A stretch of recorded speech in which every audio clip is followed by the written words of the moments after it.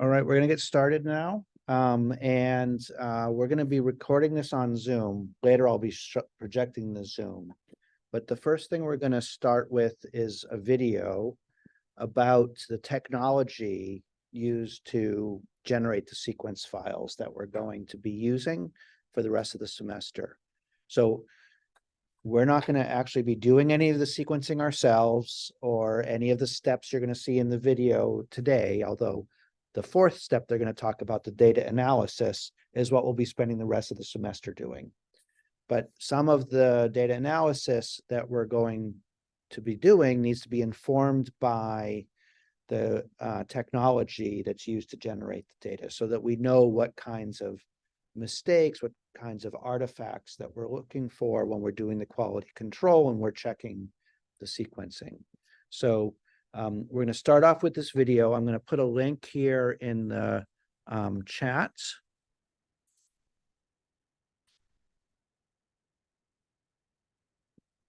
And you're going to want to, Jerry and Aiko, to go and click on that link. And then I'm going to mute myself and mute my video while we watch this video in class. And then when we're done watching the video, we'll come back to the Zoom and we'll discuss some of the things that we saw. Okay? All right. Oh, they've animated the thumbs up. I'm not sure I like that. On Zoom now, it's like gives you like an actual thing. Yeah. All right. I'm not a big fan of change.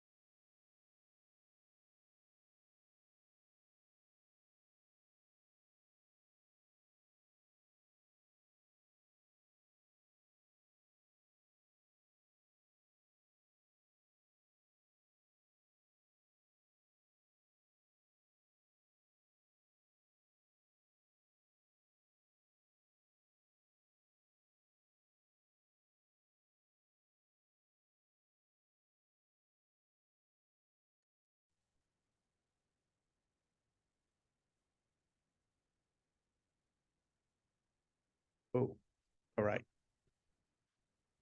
Welcome back. Are you guys back?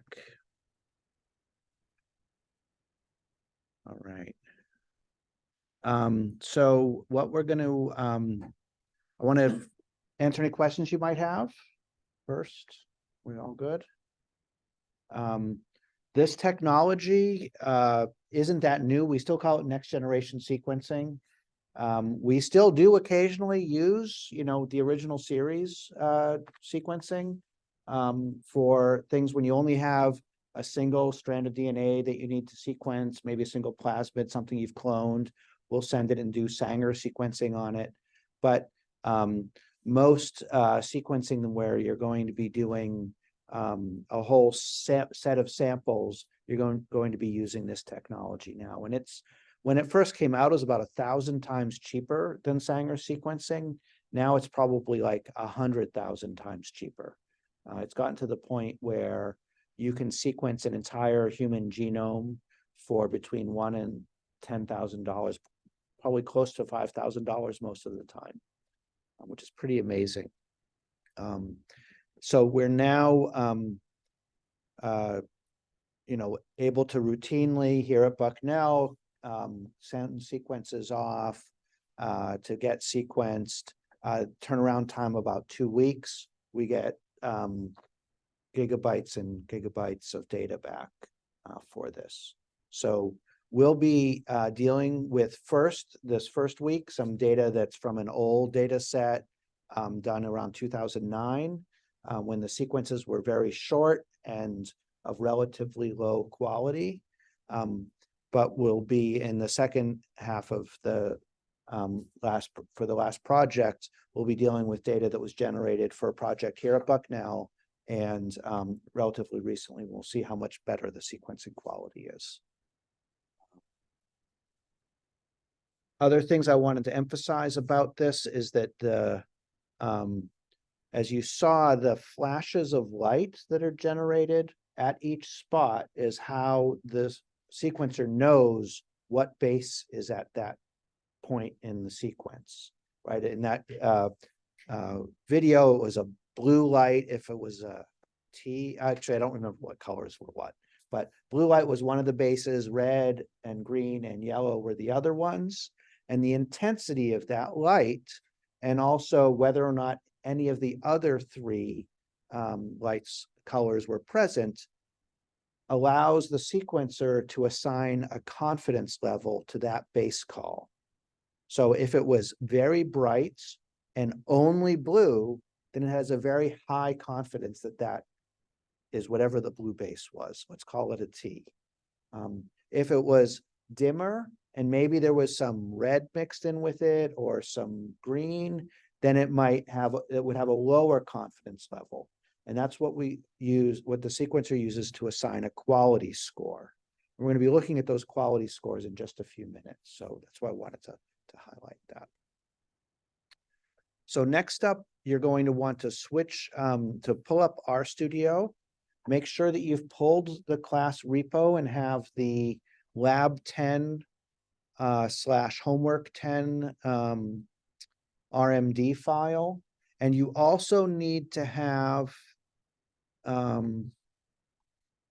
in the lab folder, there were these 2 files that ended in .fastq. You need those 2 data files in your repo as well to do this assignment.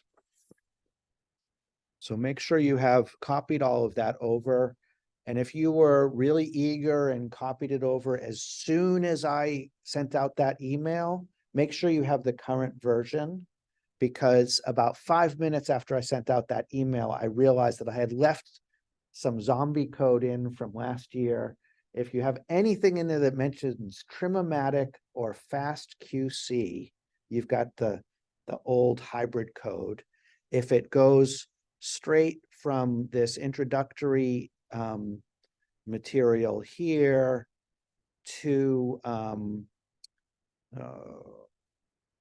down here, where you have reading the FASTQ files, and then it should go right into fast P trimming and QC down here on line 185. If you've got that, your code looks like this, then you've got the right version of it. If you've got something in between these two topics that talks about Trim-O-Matic, then you've got the hybrid code. But I think everyone should have this right stuff. So first of all, I just want to make sure everyone has it working properly. So start at the top and make sure that the first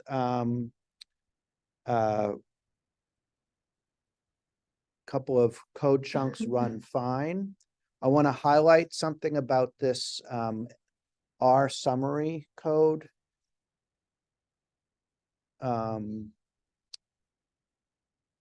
That I'm making a data frame from scratch. This isn't something we usually do in this class. We usually load in our using read CSV. We load in a data frame or maybe read Excel.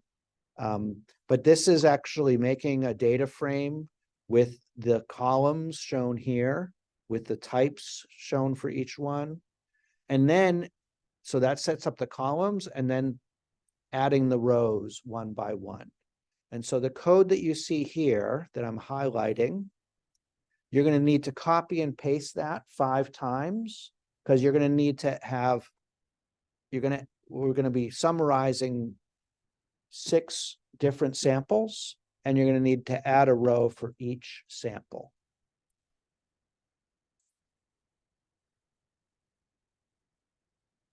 That makes it a little bit more readable.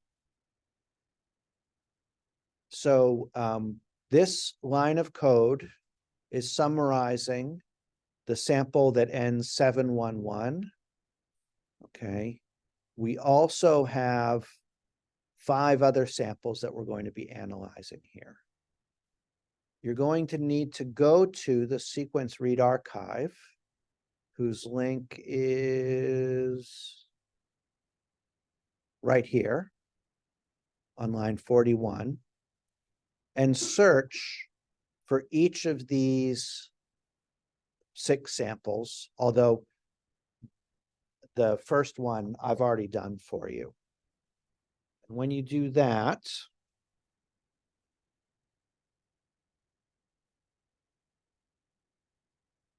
if you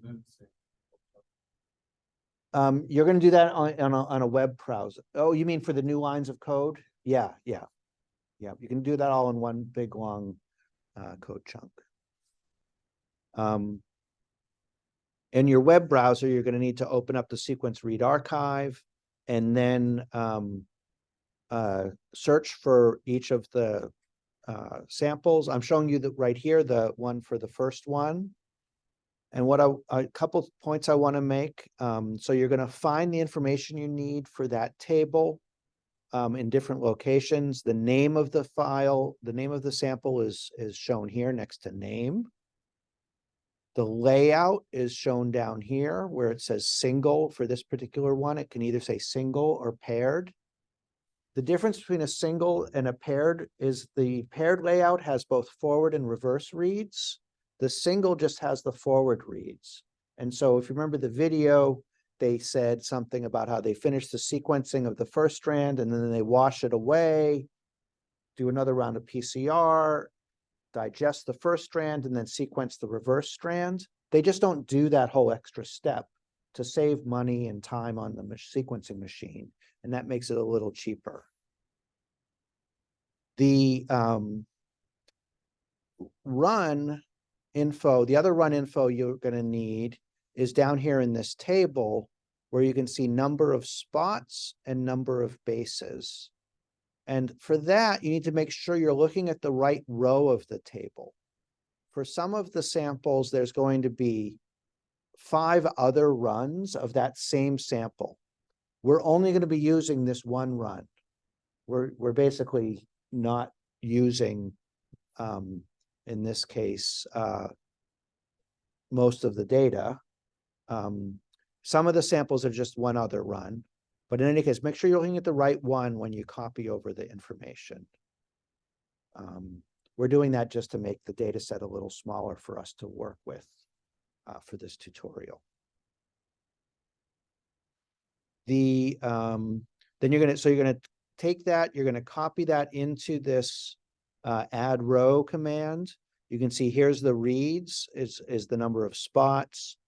The bases was that number under that times 10 to the 6th, because it was in millions of bases. Okay. And so you're going to fill this in, and it's going to be different. Each one of these values is going to be different for each sample. So make sure you get all 5 of these columns correct for each of the 6 samples. Yes.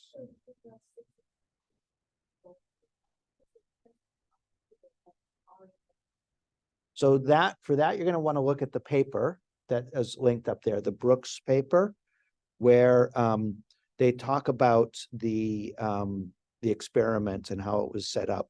Briefly, though, just to answer your question, they treated some Drosophila cells with an inhibitory RNA to knock down some transcription factors.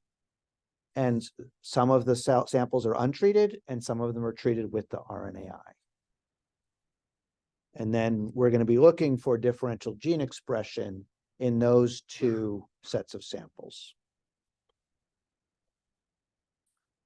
So Aiko asked if we should not include the commas in the read section. Correct. As you can imagine, R is very picky about the format of your numbers. And if you put commas in there, it's going to think it's a character string and not a numeric value.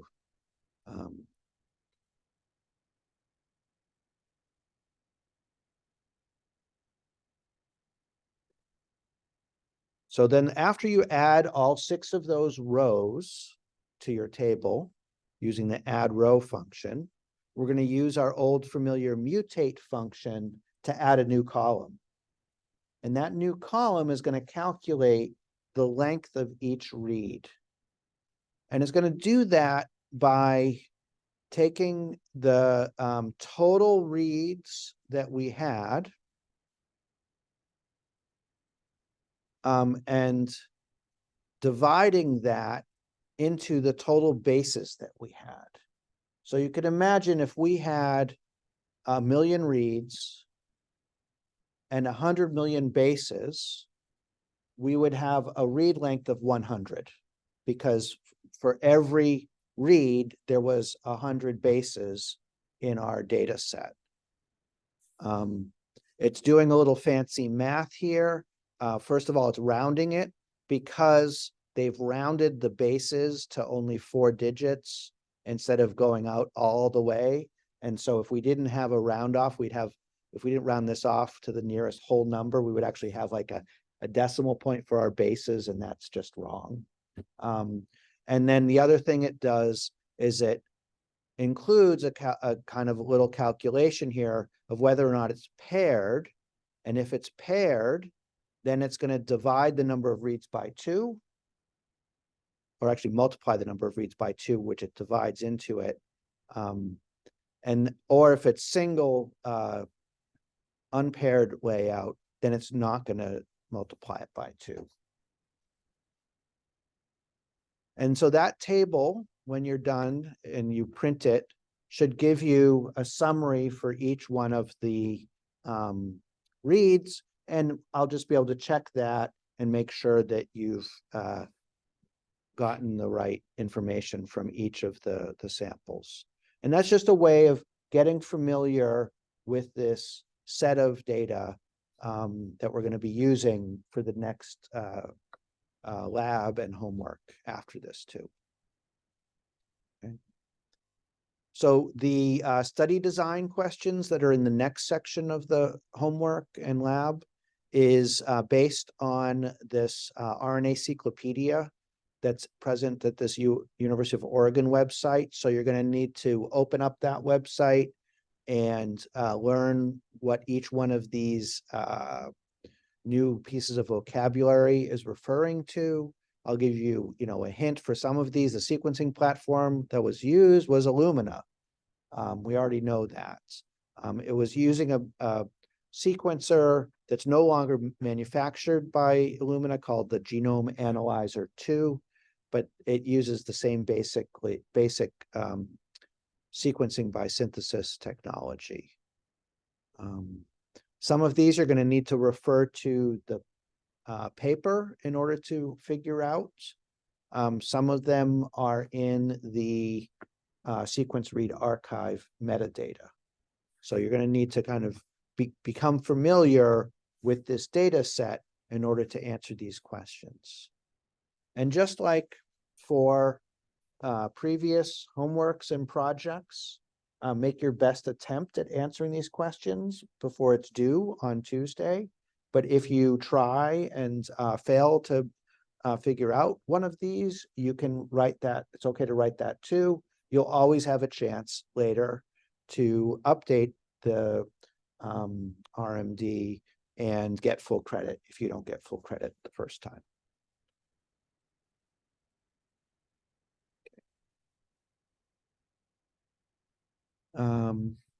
Let's see. So the next thing we're going to do is take a quick peek at the sequence, what the sequence files look like themselves. And we're using this package. It's an old package now called short read. When you run it, it might ask you to update things like it's doing for me. And I'm like, I'm in the middle of class. No, thank you. Who knows how long it's going to take to update things. So not to mention we're in the middle of a semester. We don't want to risk breaking something that's working.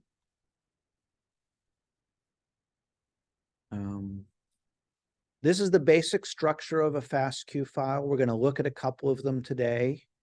Its lines come in sets of 4, where it has the read name, which is a header line, basically, that has the name of that particular read for every read. Then the nucleotide sequence, A's, T's, C's, and G's, or N's. If something is really unknown, it'll say N instead of A, T, C, or G. And then read 3 is either a repeat of line 1, or most commonly in modern files, it's just an empty line or has a plus sign in it to save space. And then lastly, and this is what distinguishes a FASTQ file from a FASTA file, which doesn't have these the line 3 and 4. Line 4 has quality scores. That's why it's called a FASTQ file, because it has a quality for each one of the nucleotides that was in line 2. It tells you the quality of that, or in other words, the confidence that the sequencing machine had when it made that base call. Read 1 and read 2 are usually in separate files, and it's important that each read is in a pair, and it's in the exact same order in the read 1 file as in the read 2 file. And so if you delete a read from one of the files, you need to make sure you delete the same read from the other file, or else they'll get out of frame from each other and they won't match. So I'm reading in those 2 FASTQ files here. And so this line of code should work if you've put those FASTQ files in the same folder as your RMD file.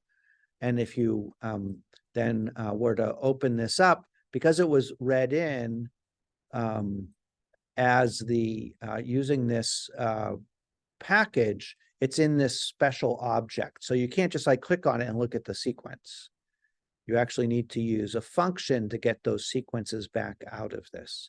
Incidentally, those FASTQ files can be opened in like text edit or Notepad. Is that what's on a PC?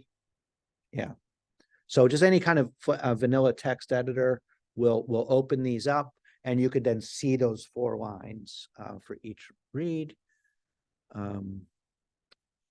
And if you want to now extract the information out of them, you use these functions, ID, sread, and quality for them. And so I'm showing you for the first 10 sequences in those, the the read ID numbers, the sequence, and it's nice, it shows in this nice color coding thing. Boy, that first sequence doesn't look very interesting, that's for sure, right? And neither does the fifth. And so you'll see it's showing you what the actual sequence is for the 37 bases that it's sequenced for that. And then down here, we can see the quality for each one of those first 10 reads. And you can see that they're encoded so that it's actually the values of sequencing qualities range from 1 to 40. Okay, 40 being the highest quality or the most confidence. And it's on a logarithmic scale so that 39 and 40, it's not just 2.5% more confident, it's twice as confident at 40 as it was at 39.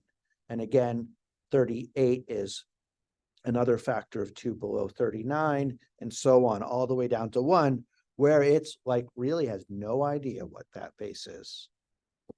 If you have base qualities below 30 in general, I start to be suspicious. You can't tell what those numbers are from this, and I'll show you how to convert them in just a minute, but we won't really be dealing with the raw quality scores very often, so we're not going to spend too much time worrying about that.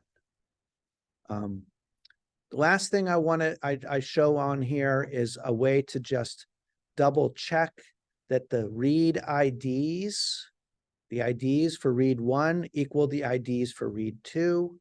The problem is that you can't just say is equal to or is not equal to, because they have at the end of each read 1 ID, they have a /1.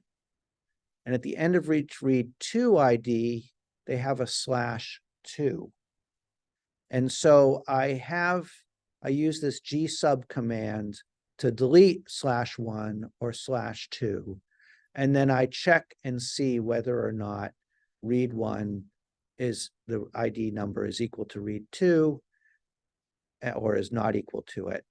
And so for all 100 of the reads that we have here, they're equal and 0 of them are not equal.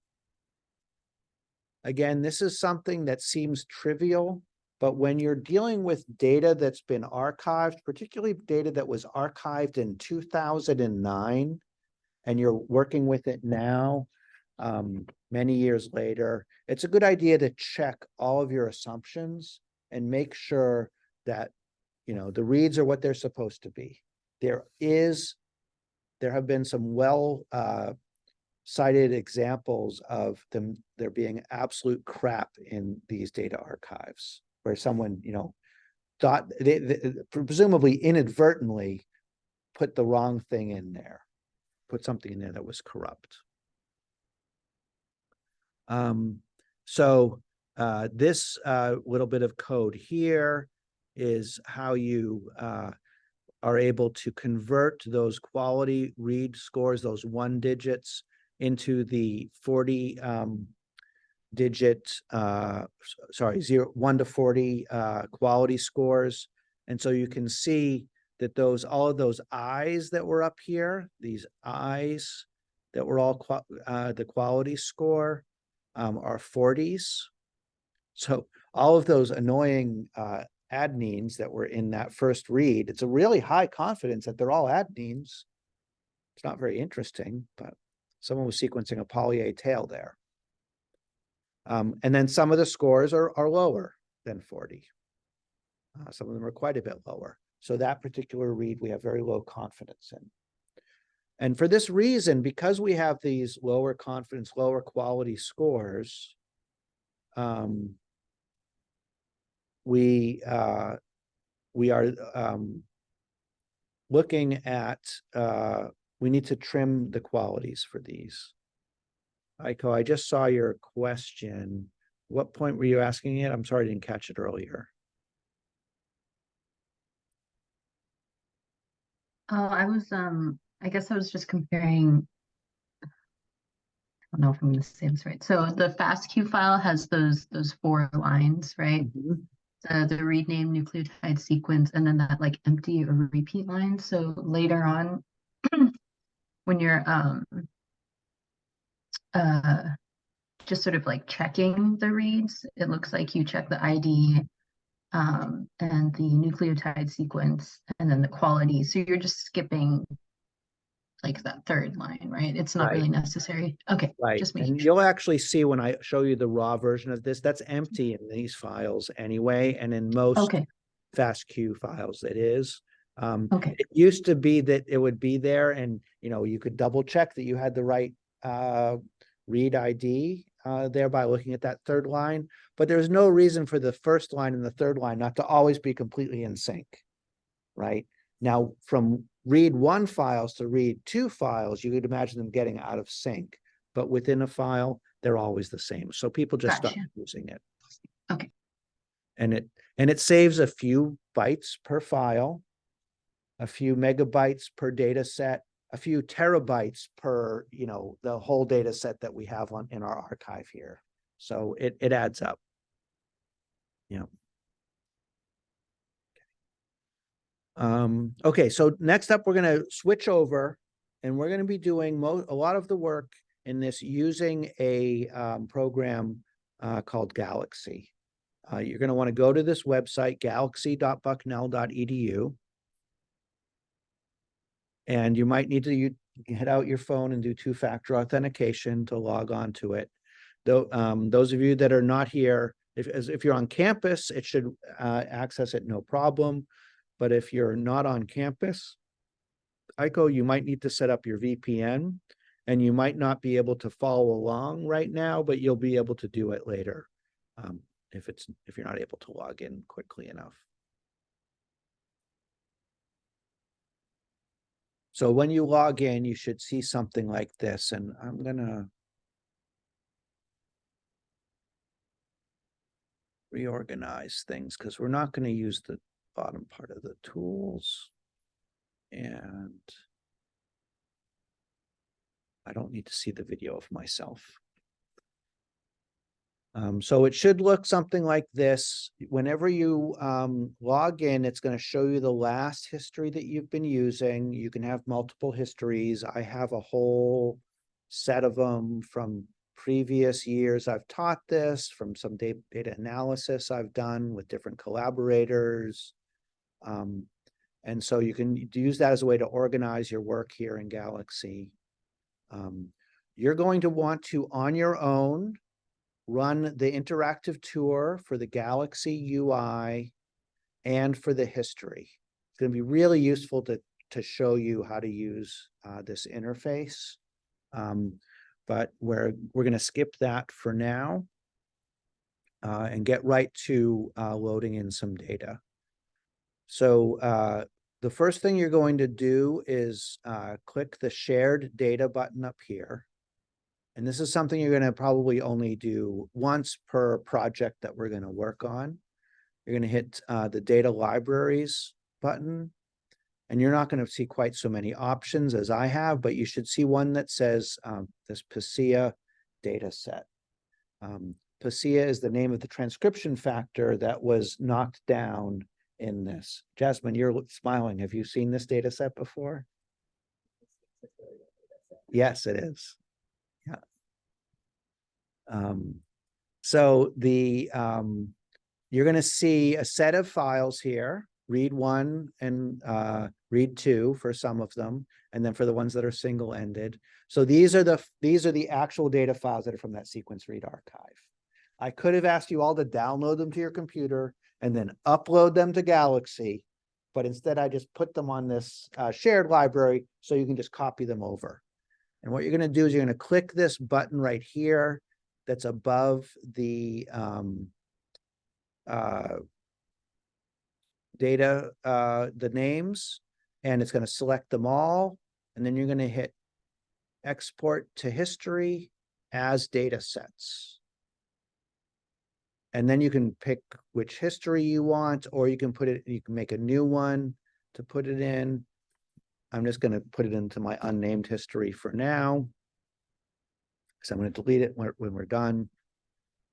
Probably have 20 copies of this in my Galaxy already. And then to get back to this first page, you're going to hit Galaxy. Just hit the Galaxy icon up here. Okay, and then you should see some happy green boxes. You see exactly 10 of them, one for each file. And your history over here is going to keep record of every file that you've generated or worked with in this analysis process. And they're going to be hopefully just green boxes over here, but you might end up with some red ones, which was something that you tried to do, but it produced an error. And if that happens, you might want to leave it there until you fix the error, and then you can delete it.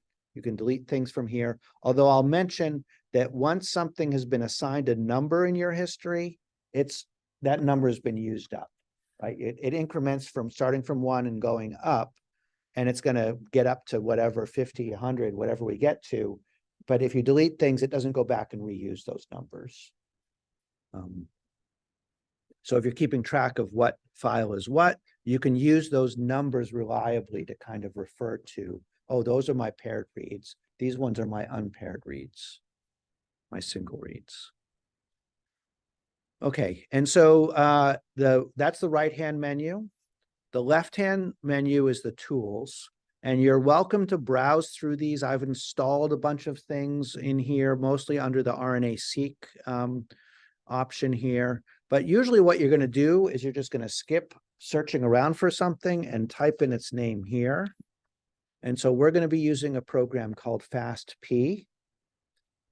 Some of you have used Trim-O-Matic before. This is a faster version of that, and it also does the work of quality control at the same time. So when you click on a tool on the left menu, it's going to open a panel in the middle of the screen where you can run that tool. Okay, and you're going to use this kind of drop-down menus and buttons to click to set the parameters for it to run that tool. Now, I'm going to run it on one of the paired samples, just because it's a little more complicated, and I want to show you how to do the harder version of it, since we're only going to have time to do one. So I'm going to run it on one of the paired samples, and I'm going to pick now input 1 and input 2. And you can see that it's automatically filled this with all of the files 1 through 10 that are over there in the history. It knows that those are FASTQ files, and so they're eligible to be used as input for this. It doesn't know, it's not smart enough to know which one matches which file, which is the read 1 and which is the read 2, and which ones are paired together. You have to be careful here, because it's very easy to mistakenly match 2 that aren't the same, or put read 1 in for read input 2 or whatever. And so I'm going to pick untreated 3, read 1 up here, and then untreated 3, read 2 down here. You can pick whichever 2 you want, or you could pick one of the single ones if you want to start there. Okay. Then the only other option, I'm just going to open this to show you, there's a lot of customization that you can do for this program. But we're going to keep everything the default, 1, because it's a lot easier, and 2, because it works pretty good under these settings, except for this output button. So under output options, click this JSON report, yes. Okay, and then click execute. And when you execute something, it'll show up first as gray while it kind of checks the input and makes sure that this is something that it can run. And then it will turn yellow when it's running. It might stay gray for a very long time if, like on Tuesday, we all run something at once. the Galaxy is submitting this job to run on our HPC cluster here, BisonNet. And there's a limit, I think, of 10 or 12 jobs from Galaxy that it will run at once to prevent basically my class and Dr. Lauer's class and any other class that might use this from overwhelming our computing cluster at certain times of the day, or right before, let's say, the midterm or something like that. So if you're stuck in the queue, just be patient. You're just waiting behind each of us to run. And this FastP program is super fast. Mine should be done pretty soon. And then it turns green. There we go, right on cue. And so if it had turned red, that meant there was an error, and you'd have to click on it to see what that error is. But just to turn green, you can now click on the file. And you can click on any one of these and it'll kind of expand it to show you the output of it. You can see right down here a little bit of what was output from this. Now, if I want to take a closer look at the output of it, I'm going to click this I thing here, and I can see that this is a FASTQ file just by looking at it, right? It has a header, it has a sequence, it has the quality scores, it has the next one. In fact, I recognize this sequence. That's our annoying poly A tail that's in there. Now, it didn't get trimmed out because this was only quality trimming. There was a FastP option. I could have asked it to trim for complexity, and this would have been trimmed out because it's a very non-complex sequence. It would have been removed because this is obviously not going to be interesting for us to analyze further. But I didn't select that. I selected the default is only to trim for quality and length. If you trim it too short, it'll remove it.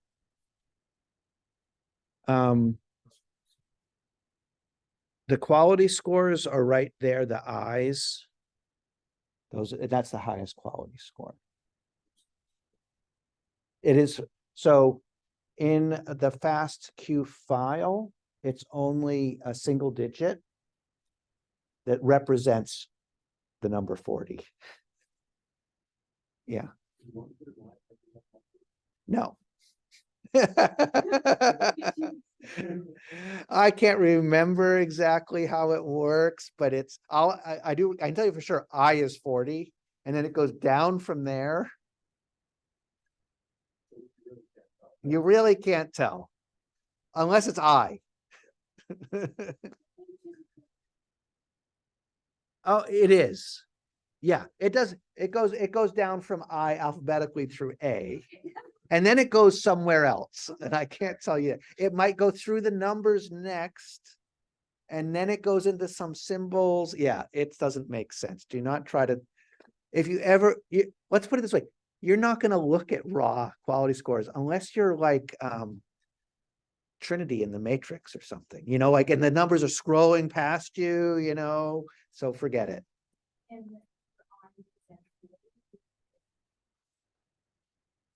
Yes, it's the highest possible quality. Yeah. Yeah. I think, I mean, again, you're not going to be using this. I'll show you in just a second, the FastP output that's going to help you look at that graphically, which is a lot easier than looking at whether it's an I or a 3 or whatever. So let's jump to that. In fact, we're running out of time. So I'm going to show you first how to, you're going to run this on all 6 files. Okay. There's 10 files, but there's 6 samples, I should say, right? Because 4 of them have 2 files, a read 1 and a read 2. So you're going to run FastP 6 times. Then if you follow the tutorial, the RMD, you're going to run a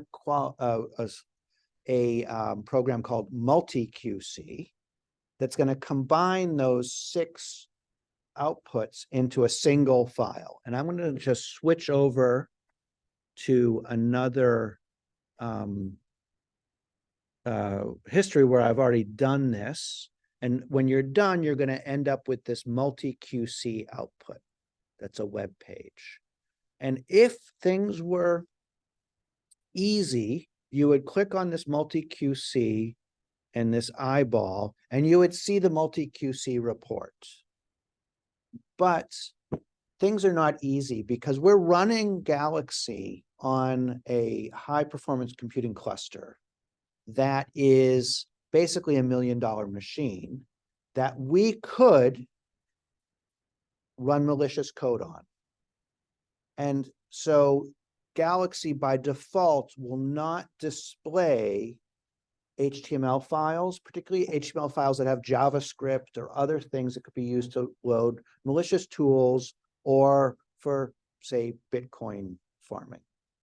Not that you would actually make any money Bitcoin farming these days, but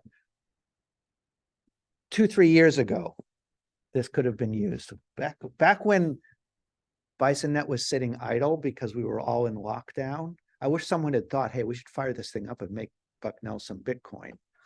But they probably have ways to detect that. Wouldn't be happy. So if you were to look at web pages, you need to download them. So if you click on anything that says web page or HTML, you're going to need to click this save icon. And then if you're on a Mac, it'll ask you where to save, or if you have things set up differently, it might just automatically download it to your downloads folder. You might want to put these into your class repo folder, but you might not, because you're really not going to need to archive or upload these for the most part. There'll be certain folders, certain files like that we need to download to our repo, but I'll tell you when that's the case. I would just download these to your desktop or to your downloads folder, someplace you would throw them away later.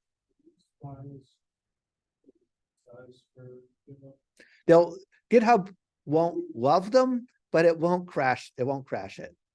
Particularly these are zipped by default, and then you need to unzip them. But yeah, these ones, no. Some of the ones that I generate for like big data sets, I'd be worried about.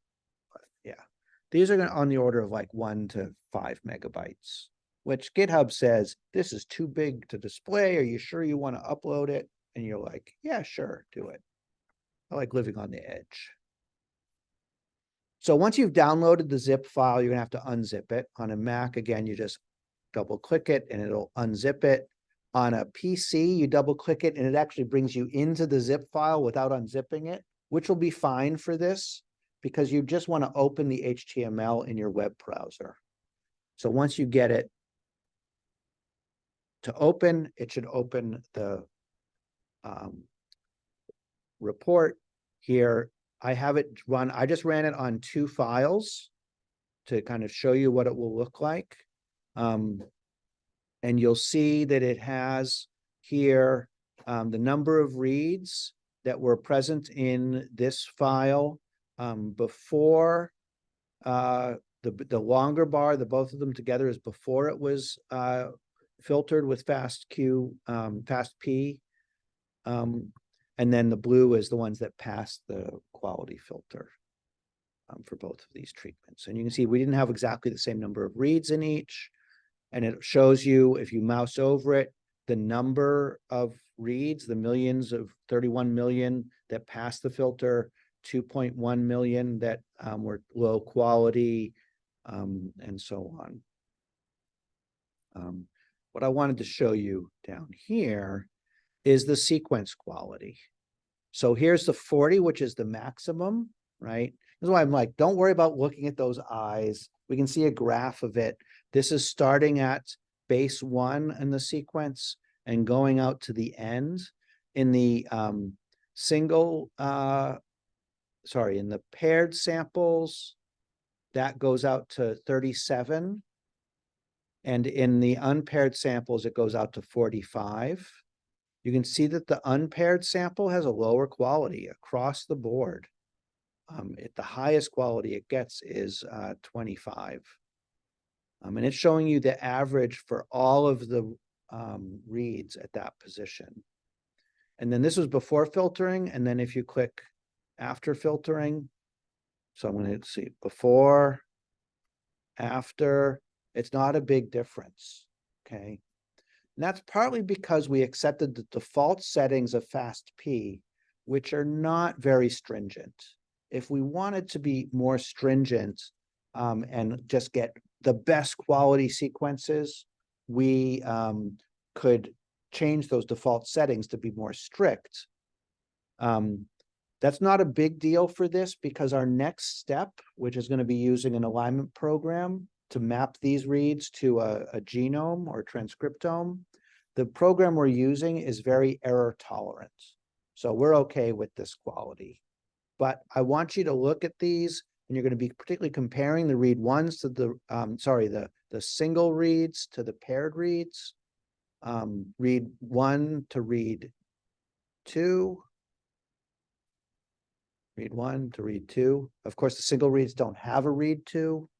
So you're going to need to, for that, you're just looking at the paired reads. So I think you'll probably questions will come up as you're working through the RMD for the homework.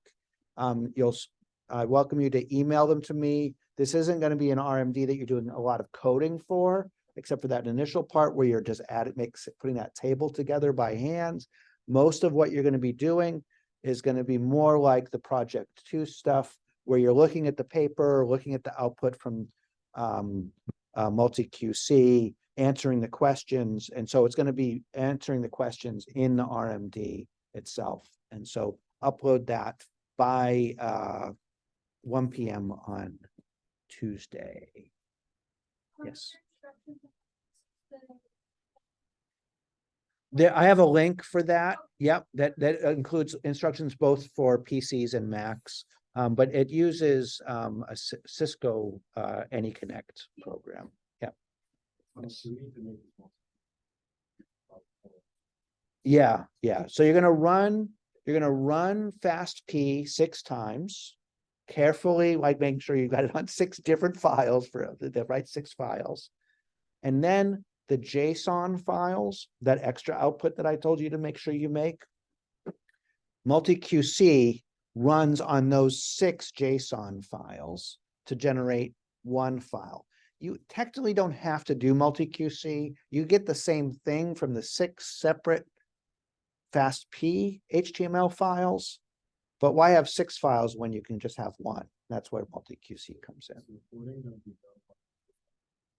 I'll send out a link to the whole class to it. I'll put it on my YouTube channel, which you can all subscribe to, by the way. I've got only 996 more subscribers to go until I can monetize. And plus like 1 million hours or something like that. So yeah. Any questions from from Jerry or from Aiko?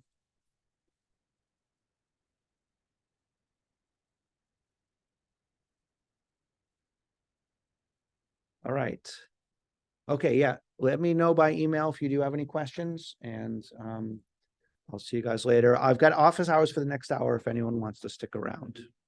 Yep, let me stop the recording.